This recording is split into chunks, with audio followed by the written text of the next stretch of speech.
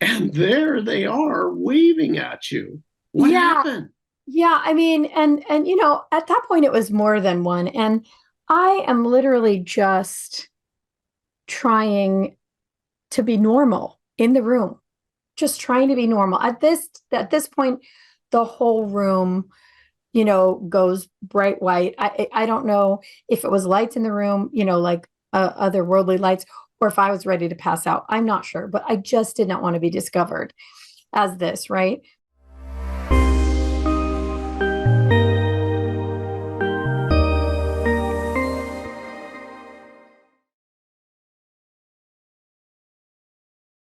Hello, hello in UK Health Radio Land. I'm Liz Larson, and I'm here with my friend, Bill McKenna. hey, Bill McKenna. And we're the hosts of the New Life Perspectives radio show. And we happen to be the crew that created the Cogno Movement System. And today we're doing something a little bit different. So, Bill and I get this question a lot. Where did you get started? How did it all start? And some of that's easier to answer than others. Bill McKenna wrote a book about how he got started in this industry called The Only Lesson. It's a beautiful book if you haven't read it yet. It's not that long. It's so easy to read, but it really is worth a read. And today Bill's going to ask me some of those questions here live on the radio. So go for it, Bill McKenna. Yeah. Well, for once, it's for once I get to put you in the hot seat. Nice. Well, the first thing is I have to tell this to the globe that's listening to this right now. It's with tremendous gratitude for Liz Larson that I do this interview because without Liz, the all the wonderful things that have come to life with Cogno Movement would simply not be. There has been literally thousands and thousands of lives impacted across the globe in absolutely miraculous ways, from physical to emotional to relationship to finances. All of it has come out of Cogno Movement, and cosmically, for whatever reason, we needed to come together. We have no business coming together on this planet Earth, right? Um, well, but it needed to happen. So anyway, without further ado, Liz, Liz, I want to start off at the beginning, at the very, very beginning. Now, you were born a Jehovah's Witness, right? No, actually, no. We didn't become Jehovah's Witnesses until I was 6 years old. 6 years old. So Mhm. this is, they have their own set of rules around life and that sort of thing, and what's right and wrong and this and that. So if you could take me through those early years of life and how you felt and what kind of things were going on for you as a human as you came into this world as early as you can remember. I was that person that, as long as I could remember back to childhood, that people would ask me questions that I had no business knowing. And, I also was the kind of person that knew the answer, but immediately. I remember being a kid and during a cognitive movement session, one of these things came up of being told, don't say that, that's ridiculous. Because I think people were a little bit of afraid of the things I could see and that I knew, but also they just couldn't help but ask. I was that kid that people would describe as an old soul, even though I had no idea what that meant. None at all. Didn't make any sense to me. Um, I was also that kid that people would say was special, but I also had no idea what that meant.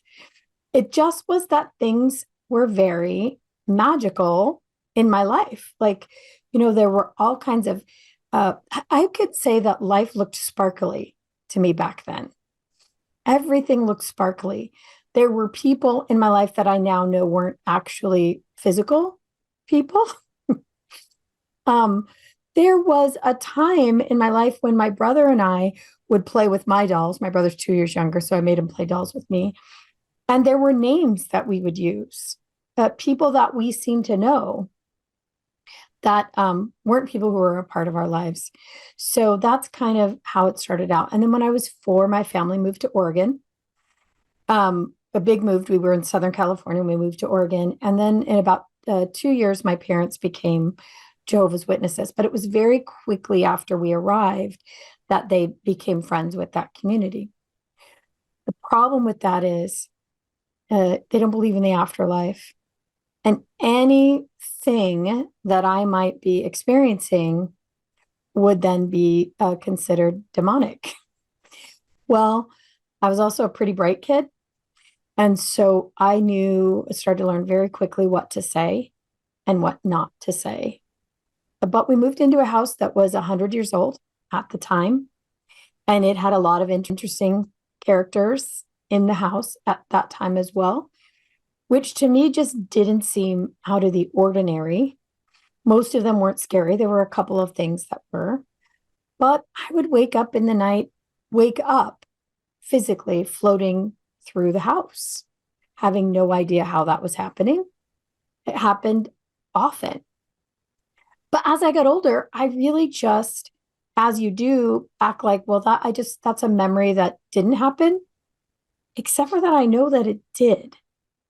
But as I grew and learned, and I was a really good student at church, wasn't called church, called meetings, but I was a very good student of all of that and asked a lot of questions, but was, told very, very quickly that none of that was something that was acceptable to talk about out loud. Wow. So, I know there's a bunch of people listening to this and they're like, hold on, pump the brakes. Wait a second.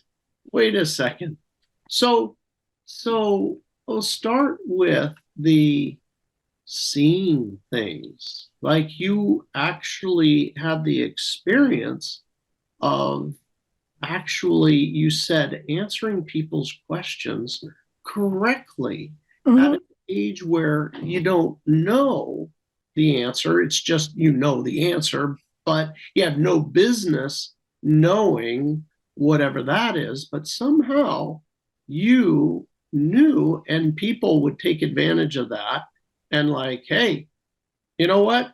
Go ask Liz. She knows. They did. It was really strange. And I remember thinking, this is really strange. And they would ask me a question that I had no business knowing. And it was about all kinds of things, how to fix things, where things were. A lot of times it was a question for themselves, emotional stuff. And I would think to myself as a little kid, what the hell are you asking me for? I have no idea. Oh, actually, I do. I would just tell them the answer and they would go away like it was the most natural thing on the planet. What's funny about that is that plays into years later, many, many years later, making an agreement to actually continue that work. But there was a place in between where a lot of that, it didn't shut off, but I was no longer a willing participant. Oh, okay. Well, like so many people, it's like not okay. And probably people listening to this broadcast, and you remember the times where you had intuitive abilities or something, and then, your parents are not okay. In your case, the absolute opposite, which is beyond not okay. They were seeing it as a religion, as demonic in some way. Yeah. What's funny? I don't think my parents ever saw it that way. I really know that my mom knew who I was. I really did, because my mom was that person also. She knew exactly what was going on in the house without anybody saying it. It wasn't just mom intuition. There were things she would know And I'm like, oh man, I know I never said that out loud. And she knew. She shared that with her mom as well. But becoming, being part of that religion, it was just one of those things that went under the rug. We just didn't talk about it, you know? And I knew there were certain things I just couldn't say out loud to my folks. Not that they would be mad or any of that. I knew it would make them afraid. So I just didn't. I just had that awareness. And I want to clarify something. It wasn't that I ever stopped having that skill. It's just that I wasn't in a full agreement that I would let anybody know or that, I would be using it willingly. It just never stopped though. It was like I had a signpost on my forehead, ask Liz. She knows. When I was a little kid in grade school, oh, go ask Lizzie. She'll know what we're supposed to do. She'll know how we're supposed to do it. She'll be the one that will explain this to us and take the lead if they were afraid to ask the teacher. So it's just who I was, who I am, I guess. Who you are. Mm-hmm. And this floating about the house, was this experience as you were floating around your house? Did you happen to be with your body or outside of your body? Did your No, body actually levitate, or was your body still in the bed nope. It and was you my full body because I would end up somewhere else in the house. And so you actually were levitating yeah, and moving to another part of the house. yeah. I would end up in another part of the house and sleep the rest of the night there. And I wasn't, sleepwalking. I would be fully aware of this situation happening. And there were so many weird things that happened to me that I just didn't really question. It's like, okay, well, I guess there's that again. I remember being aware of a place in that house that seemed like another dimension to me, but I didn't have the language for that at all. I knew as a grown-up person, because I remembered it so well, I knew as a grown-up person that that place couldn't actually have been in that house structurally. I knew what the house looked like. I knew that it could not have actually been there. Only I experienced it. So there was a part of that house that I did not want to go to. And, my mom would get a little mad at me, go there and get that thing. And I'd be like, I ain't going there. But, that's why I was experiencing a place that didn't really exist. That for me was really uncomfortable. I don't know what it was exactly to this day, but I can experience it if I think about it again, this place. So I was a weird kid who had the awareness not to say anything about being a weird kid. The only thing that was really obvious was the people asking me questions about things I had no business knowing. So you had this knowing. This is a high degree of intelligence, emotional intelligence, is to know, okay, this over here, this situation is outside the scope of what's acceptable, and I can't really stop it, but I'm just going to not talk about it so that other people don't get freaked out or upset with it. And especially as you kind of headed in those early years into that religion that were like, definitely not. Yeah, That's a no-go zone. that was a real no-go zone. And I just knew that we didn't do that. And, it wasn't out of fear. It was out of kindness. I was that kid that the teachers knew, if you had to do a dance or whatever, where you had to hold hands with someone and there was somebody who had warts on their hands or that no one wanted to touch, I was the person who could do that without judgment, with kindness. I was that kid who always got the kindness awards. But it wasn't out of trying to be kind. It was out of just a knowing. I knew what people were feeling. I also knew people's true intentions. So as a kid, that was a little bit painful, experiencing other people's emotions and knowing who people really were. So that part was a little uncomfortable. But how it served me is that I was able to provide kindness to people who otherwise wouldn't have gotten kindness. Speaking Unbelievable. of kindness, we have to hear some kind words from the UK Health Radio Network. So we will be right back. So, Liz Larson, my gosh, you were born with the ability innate to decipher people's true intentions. A very difficult thing because it can be extremely confusing.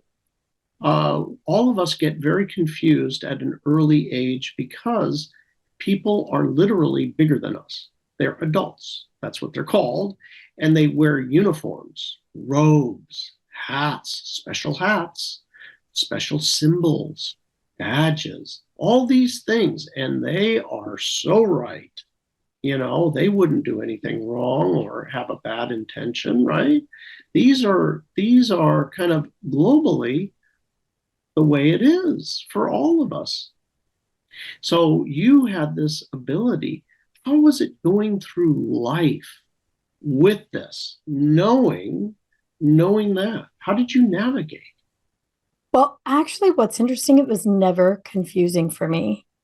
I just knew exactly who a person was, and I would avoid them if I knew they were not great. I was really articulate even as a very little kid. So sometimes, occasionally, if they crossed me, I let them know I knew who they were. Rarely, but it was often very confusing for them. It was rare that I did it. I mostly just avoided, but I had this just very clear sense. And there was always this sense of maybe being a lot older than I actually was. In fact, people perceived me as I got to be a teenager. A lot of times people would think I was actually a teacher at the school or an administrator at the school. There was kind of just that sense, as I was a young adult, they would hire me for jobs way older than I am or was at the time. They had this sense. So I also had that sense of being way older and just sort of knowing the truth about things. And so I just kind of went along with that. Went along with it. Okay. And you also this you said earlier in this interview that there were things that you would see. You would see, not only would you know, but you would see. Tell us about that. Well, I mean, I think I'm not sure everything about what everything was that I saw. I know I could see people's dead people, not all the time, but sometimes. Um, I think there were, help. In fact, I know there was some friendly things that were around me that assisted me, that were with me until 10. That was a real demarcation for me. And I'll share about that in a moment. But at 11, my grandfather died and he lived in our house. And he wasn't somebody that any of us liked. He was mean. He'd been a World War II vet, had a plate in his head, had had a stroke. So it wasn't his fault, but he just wasn't the grandpa that you wanted to have around. Well, one day on the way to school, we were all getting ready for school and he had a heart attack. The ambulance had to come and get him. Around 11 o'clock that day, somehow, for some reason, we all went to school. That was a little weird, but we did. And around 11 o'clock, my mom had them call us to the office and tell us that he died. Well, I wasn't sad because he was really, had become unkind, mean to us as kids. And so, went through the day, still stayed at school, which is also a little bit weird, but we did. Went home, and that night I got up in the night to go to the bathroom and get a drink like I always do. I have the bladder the size of a walnut. I know that's TMI, but I'm a person who's up and down in the night anyway, and I was back then. Got up to go down the hallway and I had to pass by his room, and I was aware there was someone in the room crying. I thought it might have been my mom. So I look in the room and there's my grandpa and he's crying. And I said, well, what's wrong? And he said, well, I don't understand why the family left me at the hospital. So I said, well, because you died at the hospital, you had a heart attack and you died.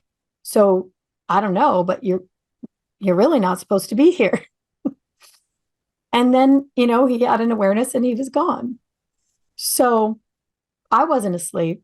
He was there, you know. And then I went back to bed as though that were an interaction that happens to everyone every day. As I remember it now, it wasn't with big emotion. It wasn't like, oh my God, I just saw grandpa. I never told anyone until I was a grown up. I told, a couple of people. I may have told my mom at one point. And it was weird, even though they didn't believe in the afterlife with their religion, she just said, oh, okay. I mean, it didn't surprise her even a bit. Wouldn't have shocked me if she didn't have a similar experience. She wasn't surprised. Just, yeah, okay. Wow. That was good. That was very good that your mom was able to, just listen to you and accept. And she was also obviously, cut from the same cloth. Yeah. So that she knew it's true, right? She knows Yeah. the truth. Yeah. Yeah. Wow. Wow. So tell us, 10 years old, there was some line of demarcation in your life. What happened to you at 10 years old? Well, this is an interesting thing. I was really like a unicorn, like, woohoo, look what I can do, happy as a kid. My life just felt really magical. I had these amazing, amazing parents. I had siblings that were fine. We had a pool. We were the only one in our neighborhood who had a pool. And our family just invited people over, and they were wonderful humans, very well liked in their congregation in the neighborhood and just amazing. Well, one night I'm evidently partially awake. And, as I look back, I would have said maybe I wasn't fully awake at the time, but I'm looking into I had a canopy bed. My mom had built me with her own hands this gorgeous canopy bed. And I was the only girl in the family. So I'm seeing fireflies all around the room. At least that's the memory I have of it. I'm aware maybe it wasn't accurate that it was fireflies, but lights everywhere. And I'm just fascinated watching them. And for years, I thought one came down towards me and frightened me, but I sat straight up in the bed and shrieked. I woke the whole house up. I was absolutely not terrified, but something had happened. And I didn't realize till years later what exactly it was that happened, but everything changed after that moment. I had became kind of depressed, but I could also see the world for what it was. And it was uncomfortable and it was dark. And my friends that I had seen for all my life were not there anymore. I think what happened, and this is just my impression, and is that my umbilical cord was cut. I think I had to do life like everybody else had to do life at that point. I knew what I was here to do, but I wasn't all that willing at that point after. And life became more difficult. I mean, I still had amazing parents. I still had a good life. I had nothing to complain about, but I became uncomfortable around other people. I became aware, self-aware physically, like I'd never been before, like uncomfortable with the shape of myself. And, that's a lot of that's just becoming, going into puberty, but it was a very sharp line of demarcation. Now, here's something I've told almost no one in my life, but it's important. From that moment on, I had this idea that I had actually died in that moment or went into a coma. And it was though I was in that bed in a coma, and there was some other part of me experiencing this hard life. Now, years later, Barbara Lamb insisted on doing a regression for Bill and I both. And a little bit of that was answered about what that was. And it really was what I thought. It was a really cutting of the extra help, that I had. So life couldn't look quite so magical. I still had to do the thing. I had to do the earth thing where things get uncomfortable. So I had that kind of a dark shadow for many, many years. and the impression that this wasn't really this wasn't really me. I was over there, and this was, an alter kind of living this life. And no, if everybody's questioning, no, I didn't have any mental issues, you know, none of that. I was still the person that everybody asked the questions of. I was still the person that, was very articulate. I still, knew what people were. I just didn't seem to have the extra help that I think I came with. And also was that you described prior to 10 years old and prior to this firefly experience that there was a certain joy, a lightness to you, like this very light being that was just filled with happiness and joy and able to really just simply, flitter through life, having fun and unencumbered. And then afterwards, that part of you basically went dormant. Yeah. That The be a sparkle was gone for sure. That freeness, that, kind of interacting, almost like I really belonged here and then I didn't. Then I just felt like I didn't. I was really I think uncomfortable on the planet, you know. wow. Now you said something really important. I know the listeners out there are listening is like, I knew what I had come to do. I knew my purpose. So you already knew this when you were in the sparkle phase prior Mhm. to 10 years old. You knew then what you came to do. I knew. I So always knew you that always knew. that ability to answer the question that I was asked, that's what it was about, that I was here to help people. That was it. Here to help people. And I think I always knew that I was here to help a lot of people move to a higher understanding. But, then I'm part of a group that is not about that at all. And this particular group, you become very close. And if you reveal anything like that, you're not only kicked out of the group, but no one can talk to you again. You're shunned, essentially. They call it disfellowshipping. So now it becomes all the more important to not reveal that. So I started finding ways that I could do that without being revealed. So, for example, I was the Dear Abby of my high school newspaper for 4 years. No one ever had an idea. I revealed it later on to my girlfriends, like not even my closest friends knew. And I revealed it to my girlfriends when we were adults, and they were like, "Oh my God, that was you. I always thought that was a school counselor." But weirdly, the school assigned me the position that should have been gone to a school counselor. And I knew the answers to the questions, and I answered them. When we would have events at the school, they always set me up like a fortune teller. I never said a word to anybody. Nobody knew. I would never have revealed it, not even to my closest friends, but they also knew. You need to know something, go ask Liz. So they would set me up as a fortune teller, which was super embarrassing actually for me and painful. Two of the kids in my class came in for readings, and they were people that I knew. One was a girl I'd grown up with my whole life. The other was a boy who kind of liked me. And I knew when they were going to pass. One was very quickly after high school, and the other was a little later, you know. And that was hard because I had to carry that with me, until it eventually did happen in both cases. So there were things like that. But I did do the work, just covertly and reluctantly. Wow. So you said take us through. There was another thing that you said. There was a point in time, and I'm sure there's something that led up to this, but you said, I made an agreement.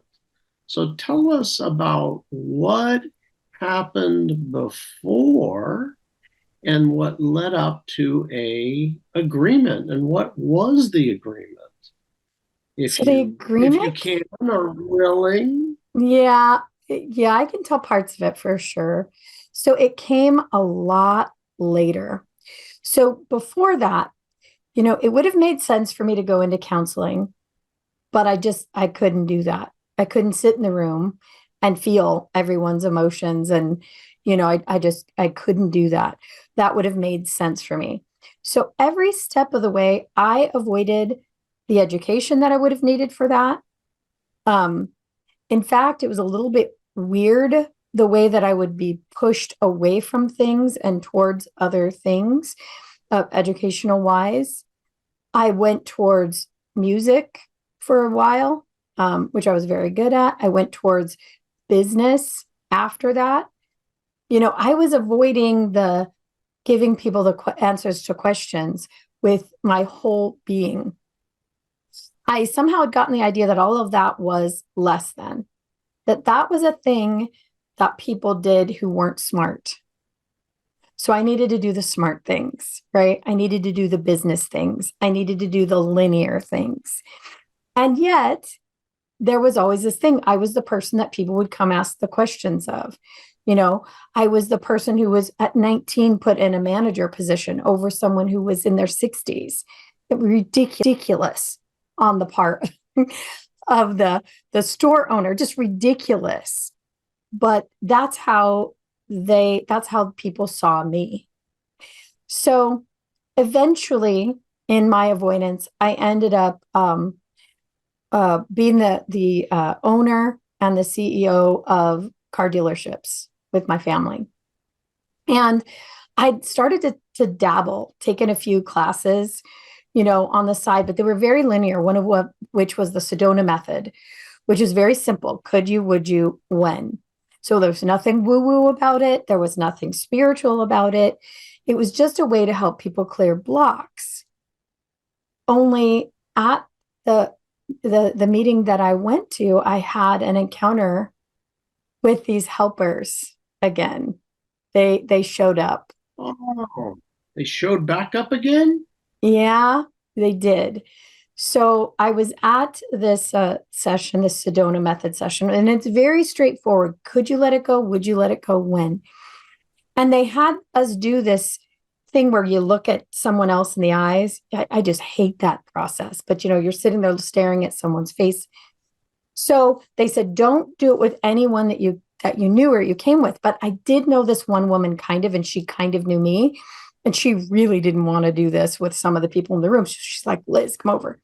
So I'm sitting looking at her. And as I'm looking at her, she was very, very gray, white haired. She was ill, very, very gray, white skin, no makeup of any kind on, like the negative of that. And I saw this woman with a painted face, I mean, a really heavy makeup, show up. And I'm like, oh, that's interesting. So I say nothing, right? I'm used to saying nothing, and then I see that and I'm looking at her and I'm thinking to myself, well, maybe that's her mom or something. That's weird. Next, right behind her, it's like this very, very beautiful young woman peeks her head out and stands up behind her and makes this motion like she's trying to pick her up, but she won't go. Like she's trying to lift her out of the chair, but she won't go. And she's looking right at me like, you get the message here, sister? And I'm thinking, holy God, I hope no one else can see this. Like, I just didn't want to be the weirdo in the room. I knew exactly what it was, Bill. I knew exactly what it was. I wasn't ready, wasn't ready for that. So What did you know? What did you well, know? I'll tell you in a minute. So I then this session ends and I feel myself leaning forward and I'm like outside of my body now. Every part of me is screaming, don't do that. But I lean forward and in the calmest voice, I put my hands on the lady's name was Beth on her hands. And I said, Beth, The angels are here and they're trying to help you, but you're not listening. They're trying to lift you up. They're doing everything they can, the heavy lifting, and you're not listening. And she sat back as though I had just told her I had a turkey sandwich on Tuesday. And she said, "Thank you. Thank you for telling me that." Well, I got up and I ran out of the room. I mean, I was sweating. I think my upper lip was sweating. I probably had all kinds of Italian stink. I mean, my heart rate, I think I ran out of the room. I'm sure I probably didn't, but I ran out and stood in the hallway and nearly hyperventilated. Not that I'd seen the thing, but that I had leaned forward and told someone that I'd seen the thing. Now, here's what you have to understand. And this plays into the agreement. I had no belief in angels. As a Jehovah's Witness, we knew about Gabriel and Michael, but they weren't a focus. You didn't interact with them. You didn't talk to them. There wasn't such a thing as guides or whatever. Now, is what I saw an angel? I don't know, but that was the best I could describe what I think I was seeing. But it was one of those people who popped back up and again is like, ding, ding, ding. Hey, hi. Hey, can you please tell this one right here that she needs to do something different? Oh my God, oh my God, oh my God, oh my God. So I ran out. Anyway, I don't know how long I was in the hallway. As you and I know, some of us tend to lose time occasionally. And this was one of those times. At some point, I came back in and sat down, and the group had completely changed. They were in the middle of another process. I sat down. Remember, the group was in a big circle, and I sat down, and I keep seeing this from behind Beth, somebody waving at me, like. Oh my gosh, Liz, you know what? I know the whole audience here, you're on the edge of your seat, just like I am. We're going to have to take a break with UK Health Radio. We'll be right back after this message. I can't wait to hear the rest of this. UK Health, take it away. And we're back. Liz, oh my gosh, you're back in the room, and there they are waving at you. What happened? Yeah, I mean, and at that point it was more than one. And I am literally just trying to be normal in the room, just trying to be normal. At this point, the whole room, goes bright white. I don't know if it was lights in the room, like other worldly lights, or if I was ready to pass out. I'm not sure, but I just did not want to be discovered as this, right? So later on in the day, Beth comes back and she said, "Was there any other message for me?" And I'm like, "Oh my God, what are you doing? Like, don't ask me this." And I said no, and then immediately gave her the next message, about what she needed to be doing with her health and with her life. And that she really was on the verge of passing, but she had work to do. And so they needed her to get her act together. Like, really, that was the message. Lady, you need to get your act together. We're trying to help you, and you're busy fussing around. She was in a bad relationship. She was in work she didn't like. Well, I found out later that she took that message and went. She ended up getting out of the relationship. She found someone else. She moved to Hawaii, living a vibrant, beautiful life as a healer and a teacher. But, in that moment, I just didn't want to be me that gave that answer. So I drove from that class directly to sign the papers for what would have been our biggest car dealership, knowing I shouldn't be doing that, knowing for sure I shouldn't be doing that. Every fiber of my being knew better, but it's what I did.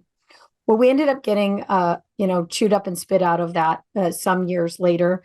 Banking collapse in 2010, 2011. It was horrifying.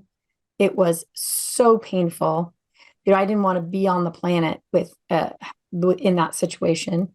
All my family was involved, and I was desperate at this point. I just didn't want our lives to be destroyed, right? So I made an agreement with, at the time, it was funny because I had started talking to Archangel Michael. Now, I still don't know if it's Archangel Michael or not, but that's the name that someone had suggested to say. So I did it. I'm just talking to anybody, no one in particular, but, that was the name. And I said, all right. I remember I was driving in the car. I know exactly where I was on the planet. I'll do it. I'll do the work. If you just help us through the situation, like it was a negotiation, I'll do it. Wherever you send me, I'll say the thing.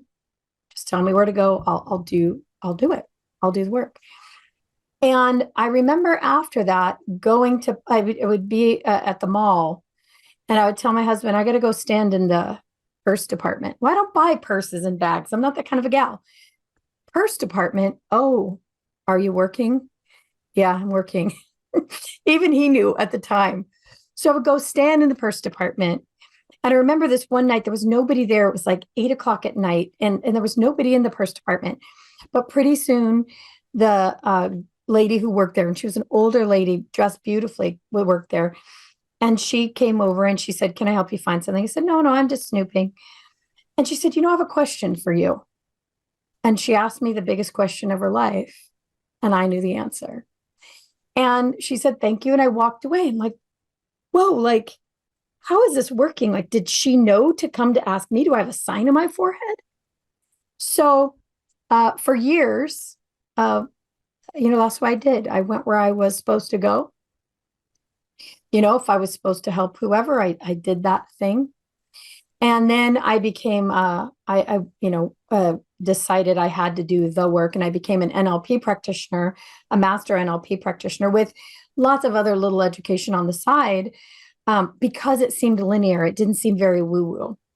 Of course, it went woo-woo on me, but it seemed linear. It seemed logical. It seemed thoughtful. It did not seem like, I was a fortune teller. So it was acceptable. So then when not that many years later, there was an opportunity. I met Bill McKenna. Everything came together. Bill had this weird idea about a ball. That was it. I knew it was it. I knew I had to put my attention on it and my full attention on it. And then, this thing happened so rapidly with Cogno Movement, and it still continues, and I still do the work. This morning, I had been asked, how did this whole thing start?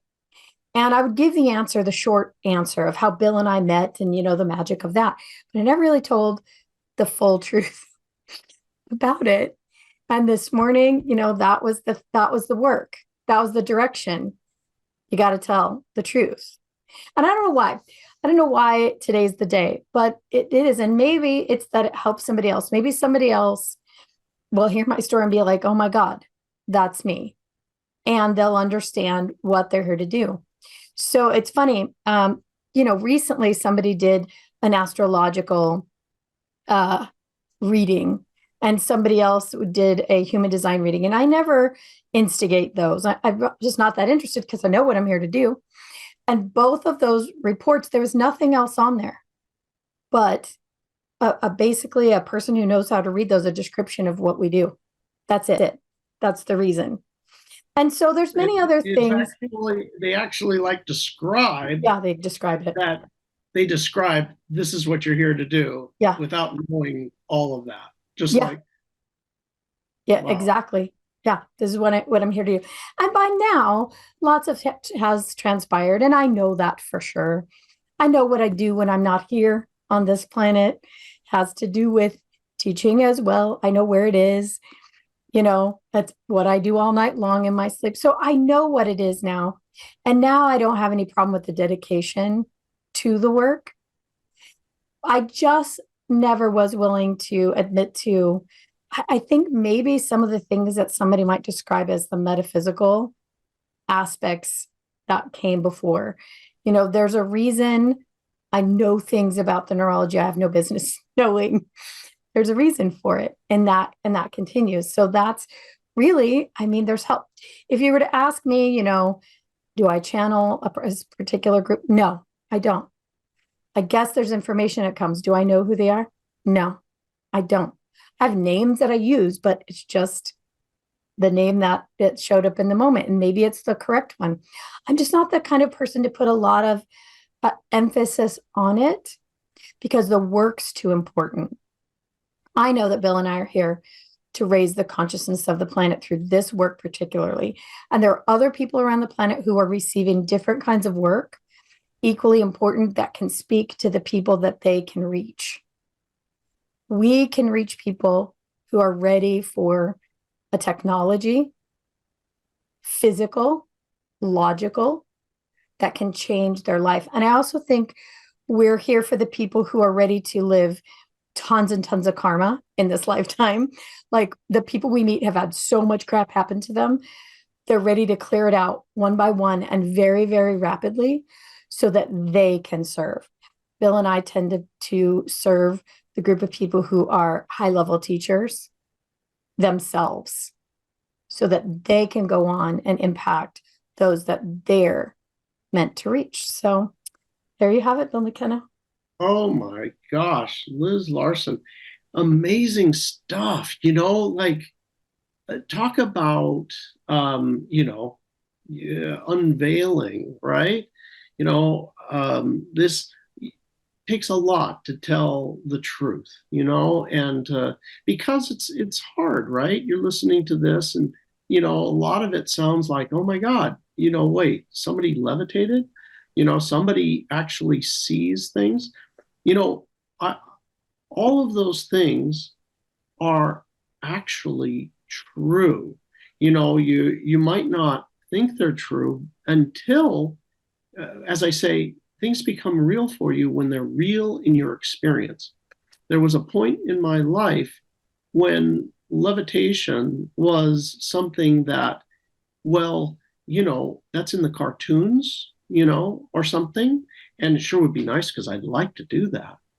But once you actually see it and that it's real life and it's really happening, then, oh my God, it's like, kind of like at a certain point in my life, UFOs were 100% false. Mm-hmm. Absolutely Yeah. false.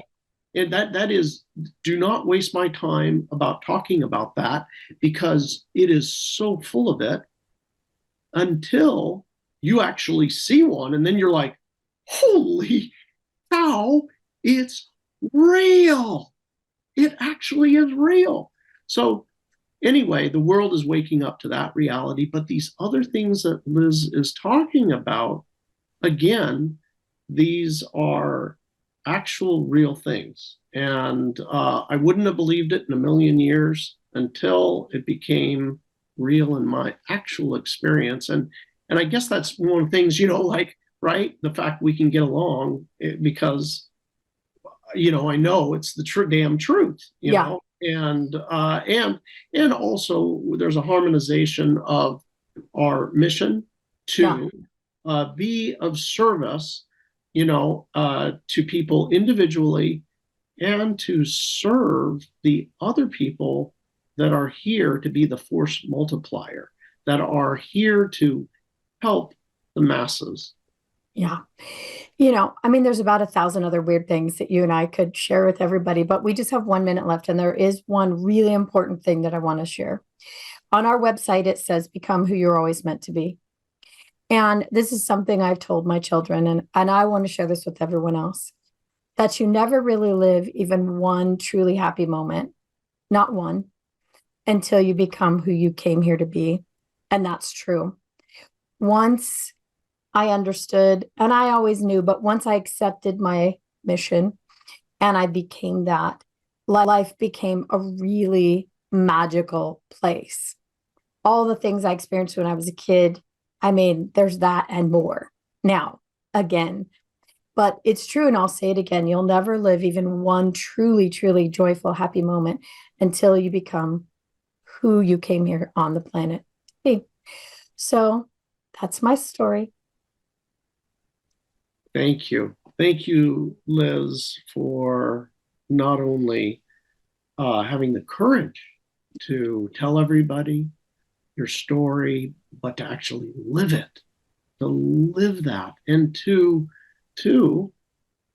become who you were meant to be, to let go and actually do it.